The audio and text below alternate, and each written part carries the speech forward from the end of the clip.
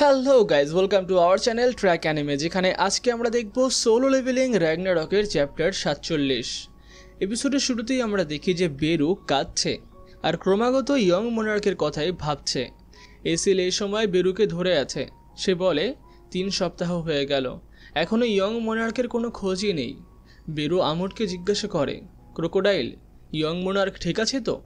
এটা শুনে আমুট বলে, হ্যাঁ আমি জানি যে সে শক্তিশালী, কিন্তু এতটা আমি ভাবতেও পারিনি যে এত দীর্ঘ সময় ধরে তার কোনো খোঁজ মিলবে না।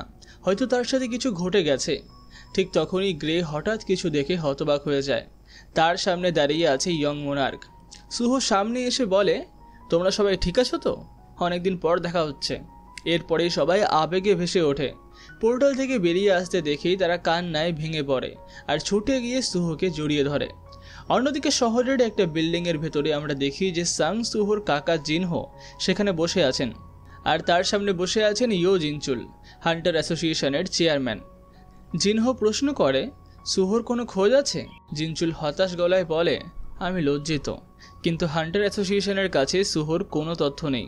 উপরন্তু এখন অ্যাসোসিয়েশনের পরিস্থিতি ভালো নয়। অনেকেই অনুমান করছে যে সুহোই লি মিনসুংকে হত্যা করেছে। জিনহো এটা শুনে রাগে চিৎকার করে আর বলে, কি বললে তুমি? না, সে কখনোই এমন কাজ করতে পারে না। জিনচুল মাথা নেড়ে বলেন, আমিও তাই মনে করি, তবে সুহো হয়তো ইটারিমের সাথে কোনোভাবে জড়িত, যেমনটা তুমি আগে উল্লেখ করেছিলে। এটা শুনেই জিনহো শান্ত হন। তিনি বিষণ্ণ গলায় বলেন, পূর্বের পৃথিবীতে আমি সাং জিনহোকে কোনো সাহায্য করতে পারিনি, সে একাই লড়েছিল। আমি এই ভুল আর করব না। আমি এবার সুহোকে একা লড়তে দেব না। আর এই সমস্ত কথাবার্তা চলাকালীনই জিনচুলের ফোনে একটা নোটিফিকেশন আসে। সে ফোনটি দেখে ফিসফিস করে বলে, কি এরকম আবার হচ্ছে? কতবার হবে এই ঘটনা? সম্ভবত হান্টার অ্যাসোসিয়েশন ইতিমধ্যে ব্যবস্থা নিয়েছে। বিশ্বাসই হচ্ছে না যে আবার একটা ডানজন ব্রেক হয়েছে।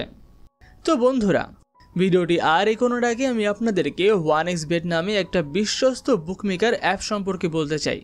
পিএসজি এবং সিরিয়া এই অ্যাপটির স্পন্সর। বর্তমানে তো আইপিএল চলছে, যেখানে 1xbet-এর মাধ্যমে আপনি আপনার প্রিয় দলকে সমর্থন করতে পারেন। আপনি এখানে সমস্ত লাইভ ম্যাচের স্কোর দেখতে পারবেন, লাইভ ম্যাচ দেখতে পারবেন, এমনকি স্কোরের ভবিষ্যৎবাণী করে বাজিও ধরতে পারবেন, যেমন কোন দল জিতবে, কত রান করবে বা কে সর্বোচ্চ রান করবে, সবই সম্ভব। এছাড়াও এই অ্যাপটিতে রয়েছে নানান ধরনের গেমস। আপনি পছন্দ মতো গেম বেছে নিতে পারেন এবং আমার দেওয়া লিঙ্ক ব্যবহার করে রেজিস্ট্রেশন করলে প্রথম ডিপোজিটে আপনি পেতে পারেন 12,000 টাকা পর্যন্ত বোনাস। আর সবথেকে গুরুত্বপূর্ণ বিষয় হলো, বিকাশ নগদ রকেটের মাধ্যমে আপনি আপনার জয়ী টাকা সহজেই তুলতে পারবেন। তাহলে আর দেরি কেন? পিন কমেন্টে দেওয়া লিঙ্কে ক্লিক করুন আর এখনই রেজিস্ট্রেশন করুন, আর এই আইপিএল মৌসুমে বিশাল বিশাল ক্যাশ প্রাইজ জিতে নিন। তবে হ্যাঁ, এটি আর্থিকভাবে ঝুঁকিপূর্ণ হতে পারে, তাই নিজের দায়িত্বে খেলবেন। তাহলে চলুন ফিরে আসা যাক মূল গল্পে। অন্যদিকে শহরে একটা বিশাল আকৃতির দানব তাণ্ডব চলছে। চারপাশে ধ্বংসযজ্ঞ। হান্টাররা তাকে থামানোর চেষ্টা করছে, কিন্তু তারা একে একে পরাজিত হচ্ছে। একজন হান্টারকে তুলে নিয়ে আছাড় মারতে যাচ্ছিল দানবটি। ঠিক তখনই আরও কয়েকজন হান্টার সেখানে হাজির হয়। একজন চিৎকার করে বলে, এত বড় একটা লার্জ ডানজন ব্রেক শহরের মাঝখানে কেন হলো? ঠিক তখনই আমরা ইটারিমকে দেখি। সে মনে মনে হাসে আর ভাবতে থাকে, বড় সড়ো কিছু ঘটলে তবেই আমি হান্টার অ্যাসোসিয়েশনে নিজের অবস্থান পাকাপোক্ত করতে পারবো। মানুষরা খুবই অদ্ভুত। তারা শুধুমাত্র সেই ব্যক্তির কথাই মনে রাখে যে শেষে গিয়ে সব কিছু ঠিক করে দেয়। কে প্রথমে সাহায্য করলো সেটা কোনো ব্যাপার নয়, কিন্তু কে যুদ্ধে মারা গেল সেটাও আবার সবাই মনে রাখে, তাকে পুজো করে।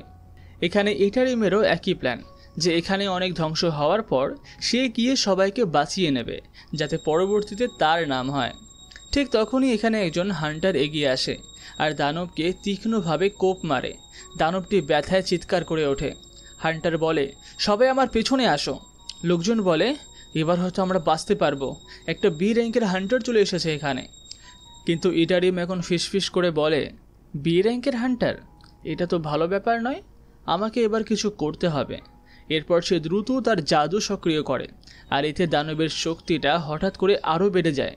ইটারিম মনে মনে বলে, এই মঞ্চ আমি তৈরি করেছি, আর এখানে স্পটলাইটও আমারই হবে। ঠিক তখনই দানবটি বি র্যাঙ্কের হান্টারটির ওপরে ভয়ঙ্কর আঘাত হানে। তার নাক, মুখ, চোখ থেকে রক্ত ঝরতে থাকে সে ছিটকে গিয়ে একটা দেয়ালে সজোরে আঘাত খায় এবং হতভম্ব হয়ে ভাবে এর জাদু শক্তি হঠাৎই এত বেড়ে গেল কিভাবে। তখনই সেই মনস্টারটি তার দিকে এগিয়ে আসে আর একের পর এক ঘুষির বৃষ্টি শুরু করে। সেখানে শুধু একটি নয়, অনেকগুলো মনস্টার একসঙ্গে তাকে আক্রমণ করতে শুরু করে। অন্য হান্টাররা এই দৃশ্য দেখে আতঙ্কিত হয়ে পড়ে। আমরা দেখি সেই হান্টারের রক্ত মাটিতে পড়ছে, মনে হচ্ছে সে পুরোপুরি শেষ হয়ে গেছে। চারিপাশে শুধুমাত্র তার রক্তই পড়ে রয়েছে।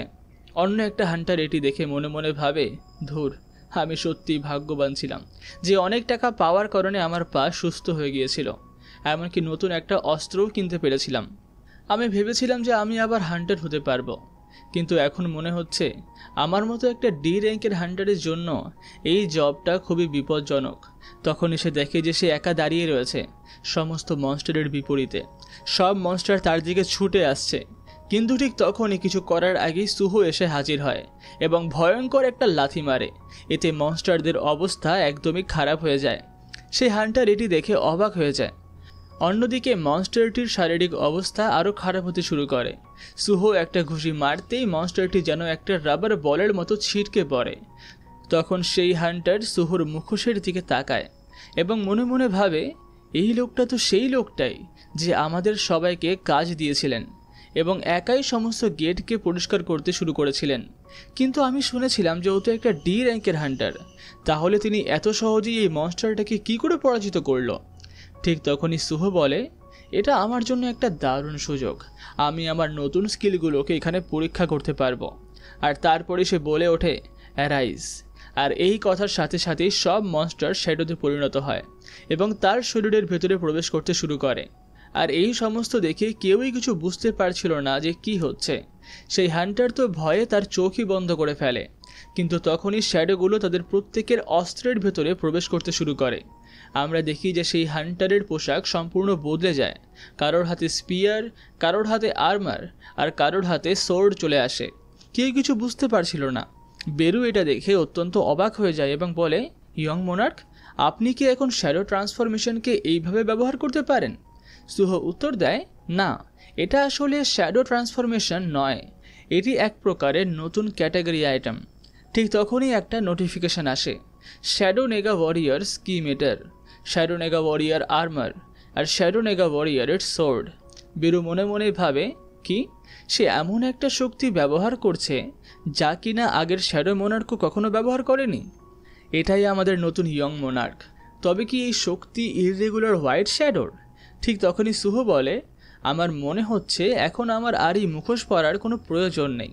সে ধীরে ধীরে তার মুখোশ খুলতে শুরু করে এবং বলে, যদি তোমরা এখনও লড়াই করতে পারো তবে দয়া করে আমাকে একটু সাহায্য করবে। এদিকে সমস্ত মনস্টার সুহোর দিকে তেড়ে আসে। তখন ইটারিম বলে, অবশেষে তুমি হাজির হলে, কিন্তু তুমি এখন একদমই আলাদা দেখাচ্ছ। তুমি আগের সেই ডার্কনেসের থেকে পুরোপুরি আলাদা, যে একাই নিজের শক্তির সাহায্যে লড়ত। আর এরপরেই সুহোর নতুন স্ট্যাটাস উইন্ডো প্রকাশিত হয়। তার ক্লাস হলো irregular white shadow, title the one who overcome adversity, আর নতুন স্কিলের নাম শ্যাডো ক্রিয়েশন। এই নতুন স্কিলটির মাধ্যমে সে নিজের কল্পনা থেকে যে কোনো কিছু তৈরি করতে পারে। তবে এই স্কিলে ব্যবহৃত শ্যাডোগুলোকে সে আর শ্যাডো সোলজারে রূপান্তরিত করতে পারবে না। দৃশ্য পরিবর্তন হয় আর আমরা এবার ভারতীয় আসুরা গিল্ডে প্রবেশ করি। আমরা দেখি যে সেখানে একটা ভয়ঙ্কর বিস্ফোরণ ঘটে। একজন হান্টারের তো অবস্থা খুবই খারাপ। সে মনে মনে বলে, সুহো, আমি দুঃখিত। আমরা দেখি যে শুধু সে নয়, আরও অনেক হান্টারেরই অবস্থা ভয়াবহ। ঠিক তখনই একজন ব্যক্তি প্রবেশ করে এবং বলে, তাহলে তুমি বলছো যে যে আমার এতগুলো মানুষকে হত্যা করেছে সে কোরিয়া থেকে এসেছে? কেউ একজন বলে, হ্যাঁ। তখন সেই ব্যক্তি বলে, ঠিক আছে, তাহলে আমি কোরিয়াতেই যাচ্ছি। আমি কাউকে ক্ষমা করব না যে আমার হান্টারদেরকে মেরেছে। আর যারা সোলো লেভেলিং দেখেছো তারা নিশ্চয়ই জানো যে এই ব্যক্তিটা আসলে কে। জেনে থাকলে কমেন্টে অবশ্যই জানাও। এরপরেই আমরা দেখি যে আকাশে কিছু একটা অদ্ভুত ঘটনা ঘটছে। একটা বড় পোর্টাল খুলে গেছে আর সেই পোর্টাল থেকে একটা মহিলা বেরিয়ে আসে। দেখি মনে হচ্ছে যে সে হয়তো মিস শাহিন, অর্থাৎ সুহোর মা, এবং তার সাথে সম্ভবত একটা ড্র্যাগনও আছে। আর এইভাবেই শেষ হয় সোলো লেভেলিং র্যাগনারকের সিজন 1। কিন্তু দুঃখের কোনো কারণ নেই, সিজন 2ও খুব তাড়াতাড়ি আসবে, যেটাকে দেখার জন্য চ্যানেলটাকে সাবস্ক্রাইব করতে তো একদম ভুলবেন না। আর ভিডিওটি ভালো লেগে থাকলে ভিডিওটিকে লাইক, কমেন্ট, শেয়ার অবশ্যই করবেন। তাহলে দেখা হচ্ছে অন্য কোনো ভিডিওতে।